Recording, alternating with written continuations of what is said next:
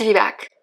Let's jump right in. Thank you so much for being here. Welcome to the Wendy Renee Show. My name is Wendy. If you don't know me, if you're new to my channel, I've been doing this channel for a couple of years, and I started just by telling my story, and then this turned into being an interview channel, and in our stories we find each other, and in each other we find ourselves. And I believe that with all of my heart. So if you're new here, if you're newly waking up, just know that there is hope and positivity on the other side of high control religion, and just know that you're going to be okay. That's why we're here, right? I remember being that person on the other side of that JW literature. I remember hiding under my covers, like holding on to this belief system for dear life, thinking this is never ever going to be my life. I'm going to die. I'm going to lose my friends and family. And you know, those thoughts were installed in you. So no matter what happens, just know that you are going to be okay. Look, we're all okay, right? So let's get right into it. Where have I been?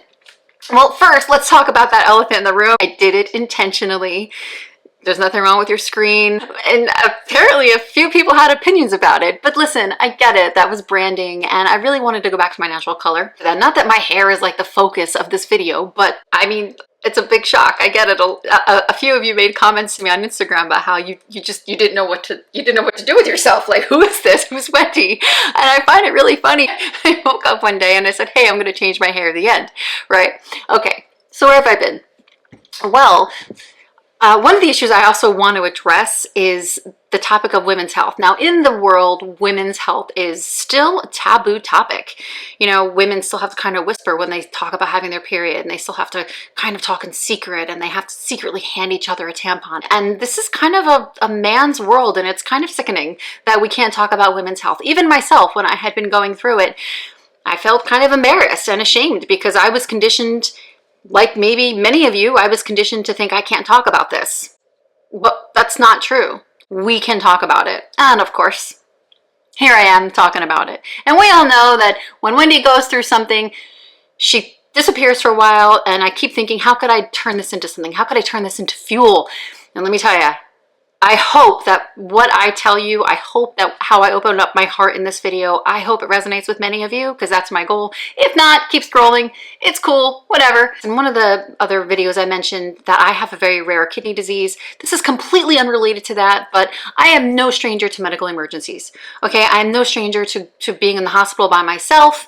I am no stranger to just sitting there and having surgery and waking up in a hospital room by myself, because you know, that's just how it is when you have chronic illness. And if you do have chronic illness and you do understand that, it's not being dramatic. It's just part of our life. But this was something totally different.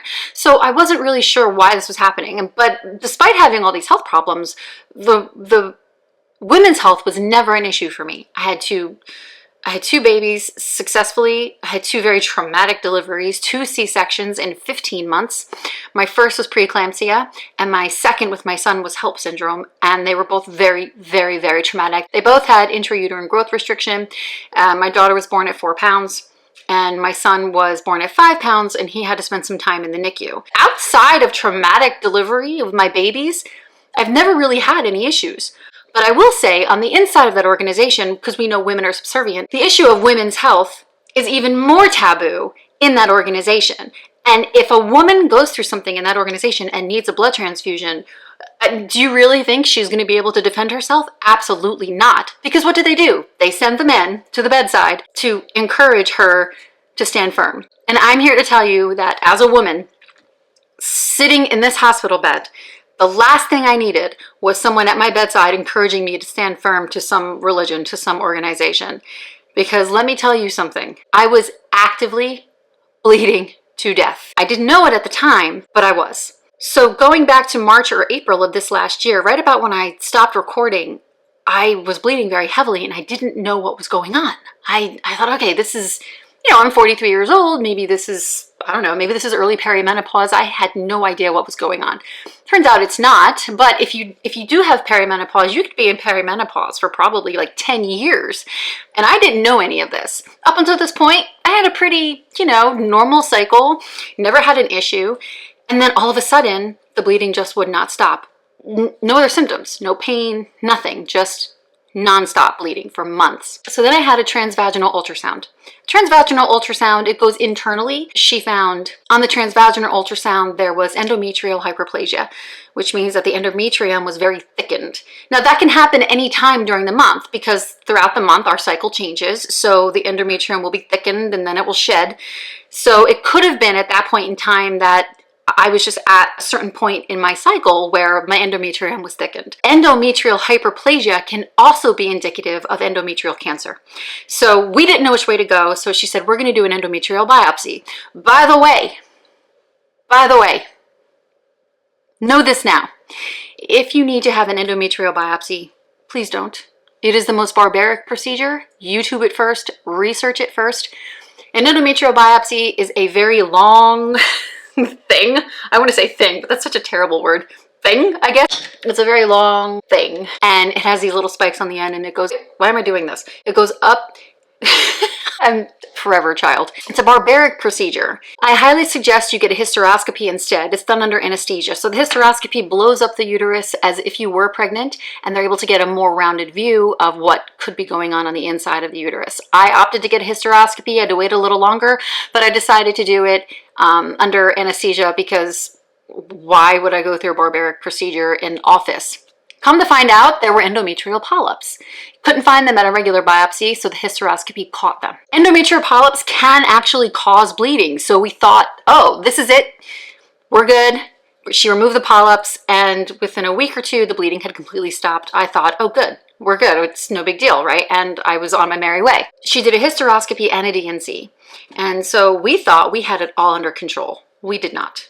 It came back with a vengeance 2 weeks later. Like, what is going on here? I don't understand this. Earlier, I had had an ultrasound and there were some calcifications on my ovaries. Calcifications on an ovary could be literally nothing or they could be something. That's the thing about calcifications on an ovary. You just don't know. Most of the times they're benign, but you just never know. And if you're having symptoms, always get them checked. And she said, I don't know why the bleeding's not stopping. And I can't be on birth control. Typically, birth control or any form of estrogen can stop the bleeding. It can regulate your cycles, but I have factor V Leiden, so I can't be on any form of estrogen whatsoever. This was the problem too. Once I had a hysterectomy, if they took out the ovaries, I couldn't be on hormonal therapy. So this was a real big issue. It had been going on for months. And of course, because I don't really have my old friends or my family, you just kind of figure it out as you go along, right? This is what we do. We figure things out. But she did a blood test called the OVA1 test. If your doctor recommends the OVA1 test done at Quest Diagnostics, this is a blood test that can possibly detect ovarian cancer. It's not the end-all be-all, but in my case, it lit up like a Christmas tree. And she said, your ovarian cancer test came back positive. We don't know what this is. I'm like, okay. So we ruled out uterine, we ruled out endometrial. Now we're looking at possibly ovarian. Even still, because it was so kind of, we don't know, that means we would have caught it early. I'm like, cool, let's go, coach, put me in, let's go, let's figure this out. So they did the blood test, it came back positive. Bleeding is now even worse. They started putting me on progesterone. They got it to the highest that they could. The bleeding still would not stop. Then she sent me to see a gynecology oncologist. I didn't have enough time to see that doctor in office. I ended up seeing her in the hospital. But the bleeding was not stopping. But I'm so used to having health problems and I'm so used to having chronic anemia from having kidney disease that I just thought, no big deal, right? I don't know. Well, one of the nights I thought I was going to pass out and I called an ambulance. And of course, in the emergency room, they don't take women's health seriously. 2 days go by, my doctor says, we're going to put you in the hospital. We have to get this taken care of. Okay. When I got there, the bleeding got worse. Up until this point, they were talking about the possibility of having a blood transfusion, but I wasn't at that point yet. Because on a normal day, my hemoglobin is 8 or 9, and I'm able to function. Your body adapts to what would be abnormal for someone else. When you have kidney disease like I do, my body's been fine with that. In fact, I've had multiple surgeries in the past, never needed one transfusion, but here's the difference. And this is what I was slapped in the face with, you guys. The difference is, and this is something I didn't know at the time, is that when you go in for surgery, when you're pre-op and they talk about building up your blood counts, that still is a possibility. I still wouldn't take blood immediately unless I needed it. And I even said this when I went in there. I said, You know, don't give me blood unless it's absolutely necessary, unless it's a trauma. She said, noted. Okay.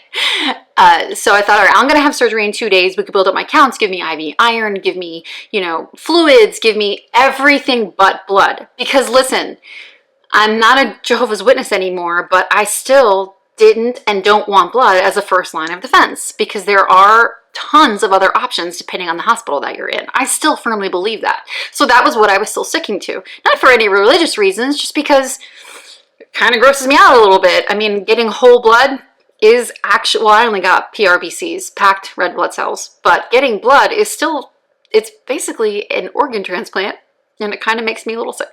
But that's just me. So when you go in for surgery and you're pre-op, you have time to build up your counts. If it's scheduled ahead of time. That was my past. I was able to kind of get out just in time. I've never experienced blood loss. By this point, what I didn't know, I had already lost half my normal blood volume. Did not know this. When they told me this, I thought, okay, well, here goes. So I knew this was on Wednesday. I knew I needed to be in the OR by Friday, and there was just no time. And the next morning in the hospital, my counts now dropped to 6. And because I'm still actively bleeding, they tried this other medication to stop the bleeding. The way the order worked was you have to stop the bleeding to stabilize the patient, to get them a transfusion, to be able to survive surgery. That's what was happening to me actively, and I did not know that this was happening. The nurses come in and they know my history, so does my doctor. They know my history of being a JW. They know everything that had come with it. And it's interesting because they told me stories about former patients of theirs that were JWs. And let me just tell you, if you are watching this and you are a healthcare provider, my heart goes out to you for what Jehovah's Witnesses have done to make your job a living hell. I had a nurse look at me with so much emotion. She was sitting on my bed, and I'm struggling. I'm not struggling because she's hanging a blood bag. I'm struggling because it was just new to me. I definitely had a PTSD attack right in front of her. I started gagging. I was like, and I think that was a new form of anxiety for me. That was PTSD. It was something I had never experienced before. And I didn't have any religiosity come back up, but I did feel an intense emotion. Even now, after processing it, I can't fully define why I had such a visceral reaction. In any other life, it's just the same exact thing as hanging medicine or fluids. But for the life of someone who was born and raised to think that this was wrong, that God was going to punish you for living, for making the choice to live, it's in your subconscious. It's ingrained in you. So it doesn't matter how much deconstruction I had done at this point. I still was really struggling to get through this. My emotions were all over the place. And I had these nurses sitting on my bed, and they knew I was struggling. And then they told me their stories about how they were unable to save a few Jehovah's Witnesses. And they also told me that when push came to shove, there were Jehovah's Witnesses who did, in fact, decide to save their lives. They just needed to keep it a secret. So if you're one of those people and you've been through this, good for you. Good for you. I am alive today because of the actions of this doctor and these nurses who collectively understood how sensitive they needed to be and how timely their actions were. So she hangs the blood bag, and then within 12 to 15 hours, I was ready for surgery. Oncologist comes in and says, we don't know if this is ovarian cancer, but we also don't know if it's not ovarian cancer. I said, what? So the OVA1 test, it's kind of non-specific. It lights up in patients that do have ovarian cancer, but in patients like myself who has this random, obscure, rare kidney condition, it could also be positive in that sense as well. So she said, we don't know what this is. So we had to make a choice. If we remove the ovaries and there's no cancer, then I've lost my ovaries for nothing and I cannot be on hormone therapy. What are we going to do? Then that would push me into early menopause at 43. Did not want to do that, but I also didn't want to keep the ovaries in me if there was cancer. So what to do? So she was brilliant. She came up with the idea that she was going to test the ovary and the tissue and remove all the cysts. Apparently there were ovarian cysts that I did not know about. Remove the cysts and test everything and send it all to pathology. And if I needed to, I would have another surgery to remove the ovaries if they were positive for cancer. So I woke up, and within 2 days, I was able to keep my ovaries, and everything else has been gone. Total hysterectomy otherwise. Pathology came back completely benign, and I was able to start living a life that I am really excited to start living again. When you look at the Jehovah's Witness doctrine of receiving blood, it is so antiquated, but they can't go back on it now. Why? Because of how many people who have died because of this disgusting doctrine. So they came out with fractions. Why do you think they came out with fractions back in the 90s? Because it would have been a liability. Now, when I was pioneering, I was what was called the education coordinator. That was really just a fancy term because I was a pioneer, and I worked in New Jersey. I worked at Jersey Shore Medical Center at the time. They were trying to be a trauma center. So I worked with some elders out of Englewood. I also worked out of UPenn, and I had no education. I had no credentials of doing this. I just happened to be a lab tech who worked in the hospital who had access to admin, and the Jehovah's Witness elders in my congregation happen to love that fact. So I do have a basic knowledge of bloodless medicine and blood conservation. So that never left me. I remember going to the seminars out of Englewood, and because I had chronic illness, there was always this fear of mine. So back up to where I said, only in a traumatic event, give me blood. And she said, I don't think you fully understand. You have lost half your volume. This is trauma. This is a trauma. You are actively bleeding. And in my mind, a trauma was like, if I'm in a car accident and my guts are all over the pavement, then yeah, give me blood. No. I guess when you are going through trauma and you're actively going through something you don't think you are, at least that's how it was for me. This isn't real, right? Trauma is something far worse. It's always that way with me. I don't know if it's like this for you, but it's always that way for me, where this is bad, but it could always be worse. So anyway, so that was why I received blood. Here's my thing, Jehovah's Witnesses. If they are still going to stick to the Old Testament laws about blood transfusions, where it says you must not eat, first of all, nobody's eating blood, okay? Why do Jehovah's Witnesses no longer accept slavery, not encourage human sacrifice? Why do Jehovah's Witnesses not murder an interracial couple, not destroy sinners with a sword? If that's the case, why do Jehovah's Witnesses not punish those who work on the Sabbath day? If that's the case, why do Jehovah's Witnesses not stone people who worship other gods? If that's the case, why do Jehovah's Witnesses not execute you for cursing your parents? If that's the case, why do Jehovah's Witnesses not strike people dead for homosexuality? We know they treat them pretty terribly, but literally not striking them dead. If this is the case, if we're going to stick to the Old Testament, why are they not stoning women who were not virgins on their wedding night? These were the barbaric beliefs. These were the old barbaric beliefs of the Old Testament, in addition to not eating blood. So I am wondering, Jehovah's Witnesses, why are you sticking to one rule, but not all the rules? Why is this okay? Why are you still pushing this narrative on people that if someone receives a blood transfusion, that God will punish them and wants nothing to do with them? The other question I have for you, Jehovah's Witnesses, is what would you do with my children if something happened to me? You know, as an apostate, as someone who is disassociated, we know full well that there would be no funeral for me. And you know what? My kids would witness that. It's wild to think about, and I am here for it. I'm able to talk about it. Just 2 weeks before this happened, my stepfather died. I didn't really talk about it because he was a JW, and they had a JW sales meeting to talk about JW life. It wasn't about him at all. And I didn't go because I knew I wouldn't be welcome. In addition to that, I was not well, so I couldn't fly to New Jersey and go to the man's funeral. And plus, funerals are for the living anyway. I had a really strong glass of bourbon, had a great conversation with him, and I'm working on forgiveness in that aspect. But my thing is, why are we still sticking to this antiquated belief that God is going to punish people? If Jehovah's Witnesses want to talk about how God is a God of love, then why does God not love the fact that I am alive today to be here for my children? So I go for my 2-week follow-up. And by the way, I'm telling you this in hindsight. I didn't know how bad it was. My head was in the clouds. Again, I was making silly jokes, and, I was concerned about, I think it was just kind of self-preservation at that point. So I go to my 2-week follow-up with her and I said, listen, I really feel like you guys saved my life. I want to thank you so much. And she said, you know, in most cases, that's an overstatement with most patients.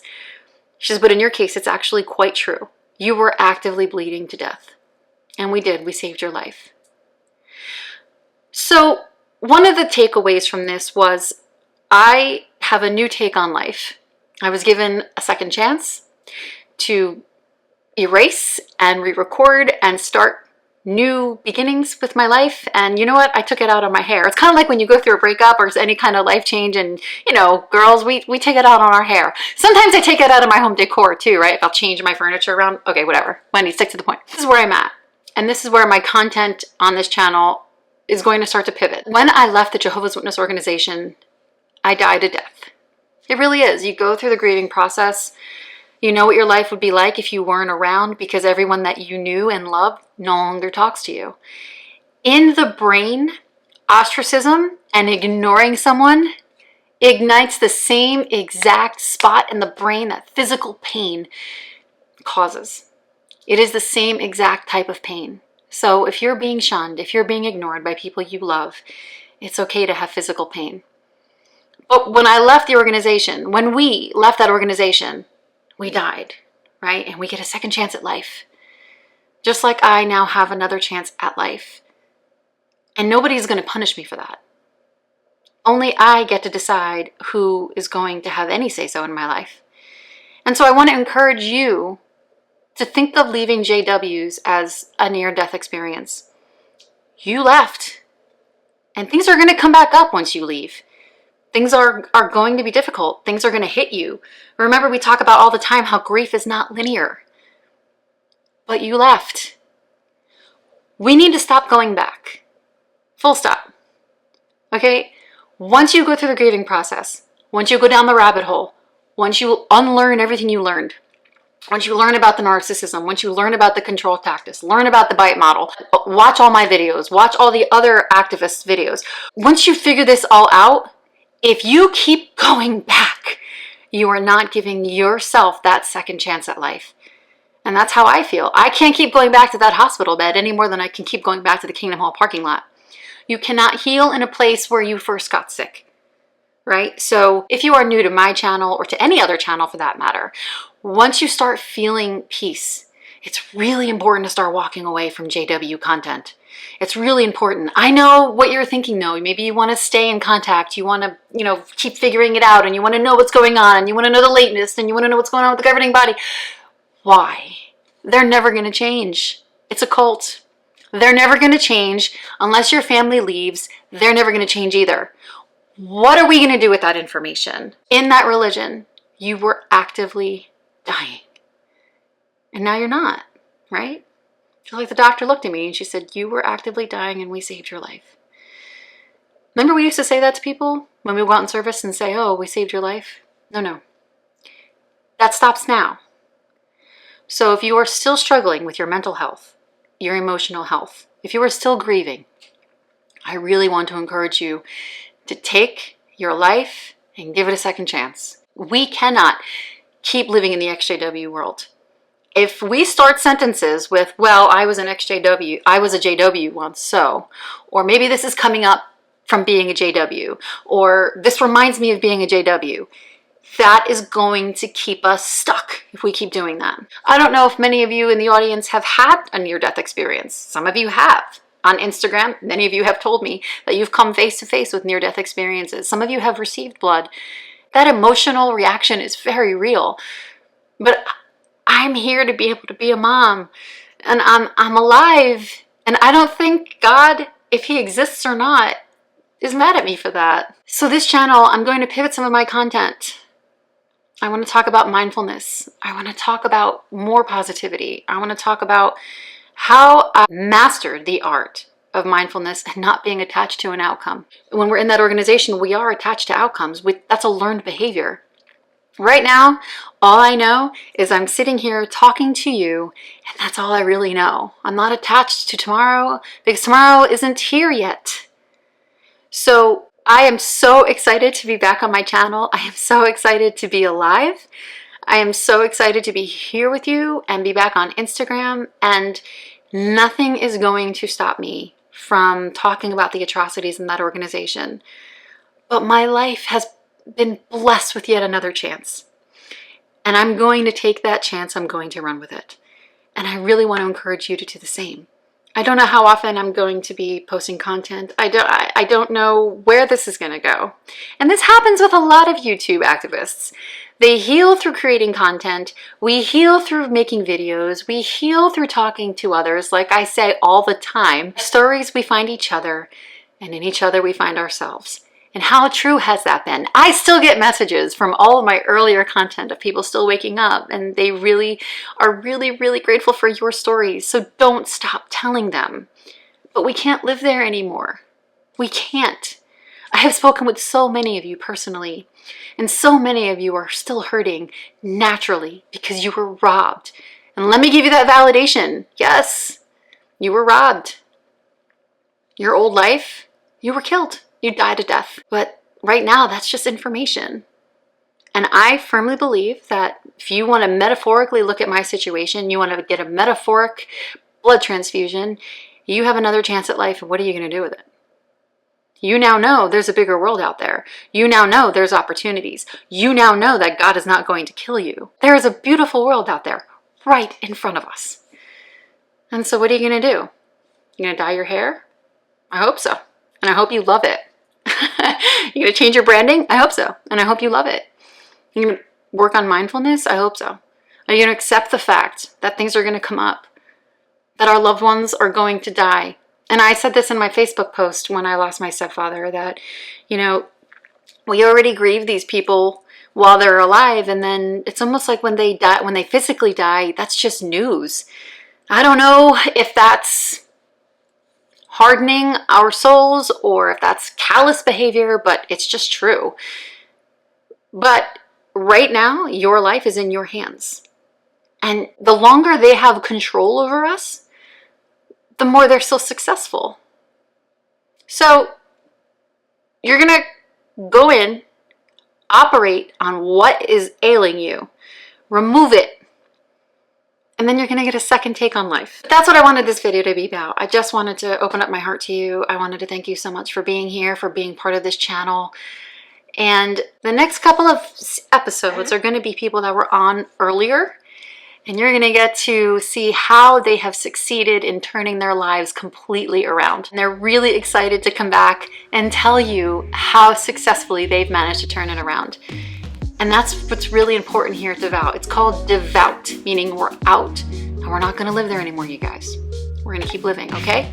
All right. Mwah. I love you so much. Thank you so much for being here, and we'll see you next time.